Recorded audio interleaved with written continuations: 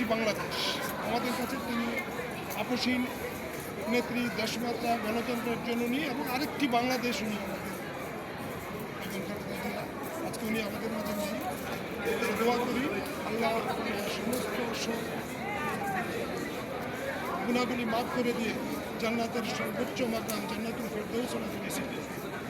বেগম জিয়া চলে যাওয়াতে তার জন্য লক্ষ লক্ষ লোক আপনারা কীভাবে না, এটা তো আসলে হ্যাঁ ইতিহাসের বাংলাদেশের ইতিহাসের সেরা জানাজা সম্ভবত বিশ্বের সবচেয়ে বেশি উপস্থিতি ছিল এই জানাজায় এবং এটাই স্বাভাবিক ছিল। উনি যে দেশের জন্য যে আত্মত্যাগ করেছেন, দেশের জন্য সারাটা জীবন দিয়ে গেছেন এবং উনি ইচ্ছা করলেই ভালোভাবে থাকতে পারতেন, ওইগুলি সব বাদ দিয়ে উনি দেশের জন্য, দেশের মানুষের জন্য থেকেছেন। উনি নিজেই তো বলেছেন এই দেশ আমার জন্য, এই মানুষই আমার সন্তান। তো